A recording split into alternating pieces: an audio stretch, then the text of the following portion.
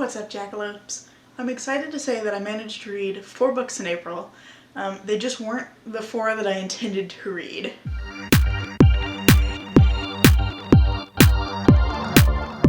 April was the first month that I did my D20 chooses my TBR and picked 12 books with the intention of reading 1 out of each set of 3. And I had a lot of fun putting that together, and I really was interested in a lot of the books that were on that list. My problem was I kept starting them and they just weren't clicking with me, even if they were books that I was enjoying them, but I just didn't have the motivation to continue reading them. So I ended up reading 4 completely separate books that were not on my TBR, and you know, oh well, I tried. That's why I'm doing the D20 chooses my TBR again in May, is I feel like April was kind of a weird month.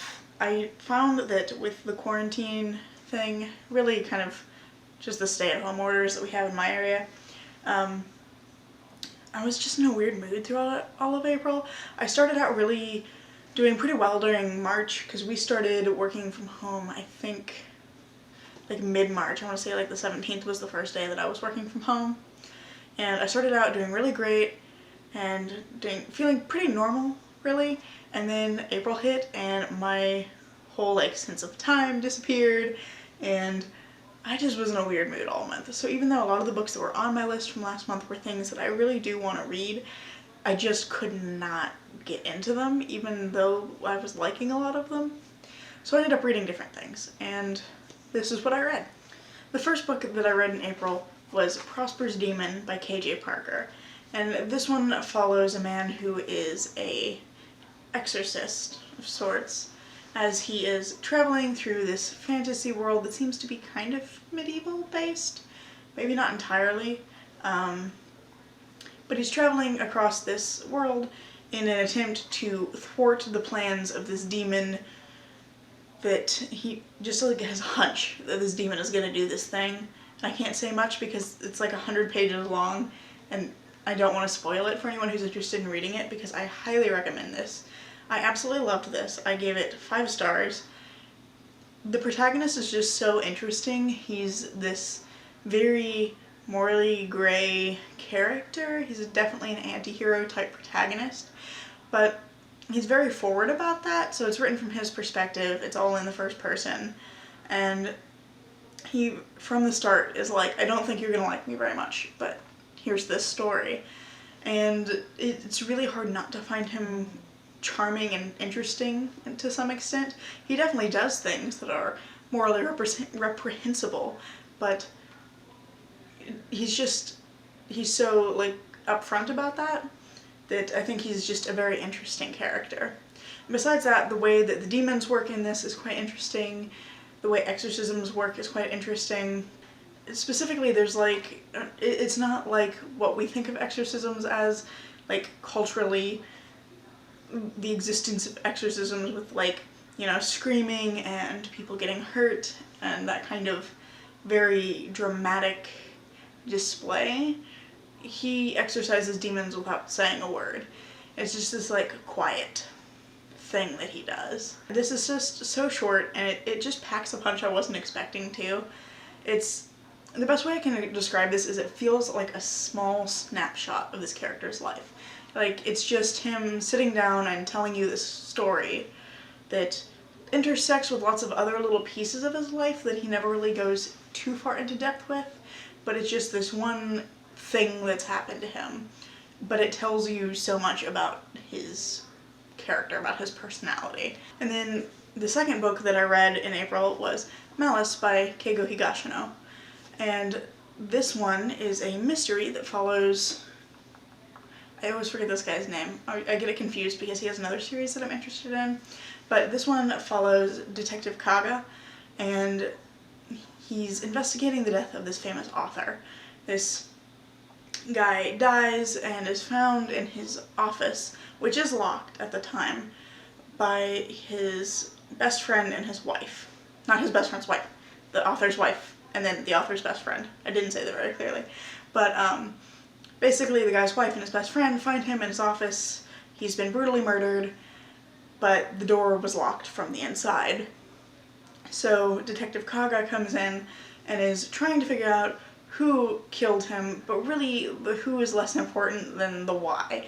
So this book follows a very different structure than what I'm used to for mysteries, but I thought this was so much fun because it's not really a whodunit. It tells you very early on who committed the murder, but the vast majority of the book is Detective Kaga trying to piece together the killer's motives so that he can actually, like, formulate a case against him so that they can actually take him to court.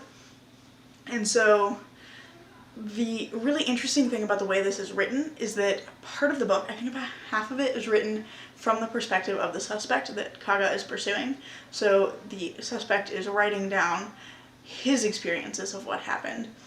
And then the other half of the book is from Detective Kaga's notes. So there are parts of it that are just his notes about, like, being at the crime scene, notes about conversations he's had with people. There's even an entire chapter that's made up of, like, one-sided excerpts of interviews that Kaga did during his investigation. So it's just a really fun and interesting format, and I think that the why done it kind of question was, in this case, just as thrilling as a whodunit would have been, and I loved reading this and finding out more and more as he was peeling away the lies to find out why the killer killed the author. And it's just so good. The conclusion is just, it's like remarkably simple, and I think it's better that way. Like, it's just simple and it makes sense, and you feel like you've had the pieces all along, so you just as easily could have put this together, but you didn't, and Detective Kaga has been kind of guiding you through the process of piecing it all together. So I absolutely love this. This is probably one of my favorite mysteries I've read. I'm probably going to reread it at some point. But yeah, if you like mystery and if you're at all interested in a slightly different format, this is fantastic. I also gave this one 5 stars. The third book that I read in April was The Psychopath Test by Jon Ronson, which I actually listened to on audiobook.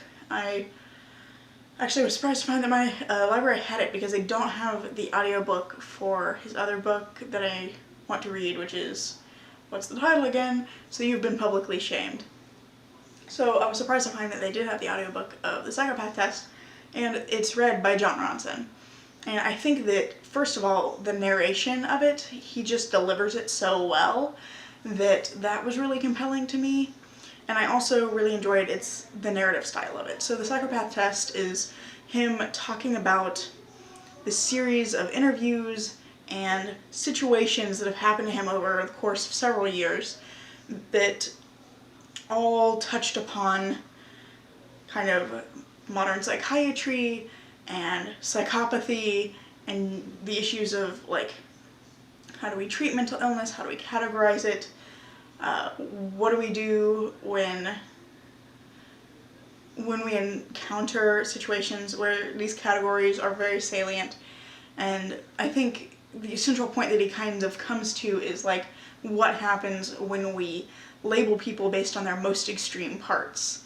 And that's just really interesting, and it very much follows, like, a narrative format where he's kind of building up between these different sections and moving back and forth between things as they start to weave together. So he talks about the story of an inmate he met at I think it was a facility for the criminally insane, I think, if I have that right. I hope so. And then he kind of weaves that together with interviews with, like, major businessmen, like people who are known for being kind of cruel and cold in their business dealings. And then he's got that along with this story of this strange book that was being mailed to people all over the world. And it's just all these little bits and pieces that kind of drew him into this idea around psychopathy and psychiatry and the ways that we think about these things and the ways that we label people because of these things. And I just thought it was super interesting. I gave it 4 stars, in part because parts of it were less memorable to me, and I didn't absolutely love it, but I did think it was really interesting. And I think that's my first nonfiction for the year, so that's cool. It's actually got me in the mood to be reading some more nonfiction, so I'm actually trying to get his other book, So You've Been Publicly Shamed. I keep forgetting that title. So I'm trying to get that. They don't have the audiobook, but I'll probably get the ebook. And yeah, it just got me in the mood to be reading some more nonfiction. I really enjoyed how it was just, it felt like a story, even though it was telling me like true information, or at least telling about this experience that he's had. So that was just really neat. And then the last book that I read in April was Animal Farm by George Orwell. This was the weakest book I read this month. I really didn't like it. I gave it 2 stars. I previously read and really enjoyed 1984 back when I was in high school, but something about Animal Farm, it just did not click for me. I read it and I felt very much, and maybe this is me coming from this as having been a sociology student and having had to spend a lot of time learning about like conflict theory and Marxist thought and everything, but it just was very like, it was very predictable. I very much knew what was going to happen from moment to moment, just based on prior knowledge, and additionally, it wasn't very enjoyable to read. I don't know that it was intended to be, and it just like really slams you over the head with its symbolism. It's just, it's not subtle at all, and I didn't really enjoy that aspect of it. It just felt like I was being bashed in the face with it, like, do you see it now? So I just didn't care for it. But I do see why it is considered an important text and why it is a classic. I totally get that. It just isn't for me. But those are all 4 of the books that I read in April. Yes. I have no sense of time anymore. I don't know what day it is. I don't know what month it is. The only thing I know is I either have to go to work today or I don't. But yeah, those are all the books I read in April. And so far this month is starting off well, so I'm hopeful that I can read at least 4 books again this month.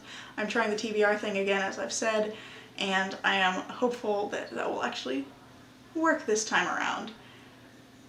But yeah, thanks for watching. I hope you enjoyed. All of my social media stuff is in the description box. I think it should all be there, if I have not completely lost my mind and forgot to add it. But yeah, all my social media information is in the description box below. If you'd like to chat more, please leave a comment if you have any thoughts or questions, and I hope to see you in the next video. Bye.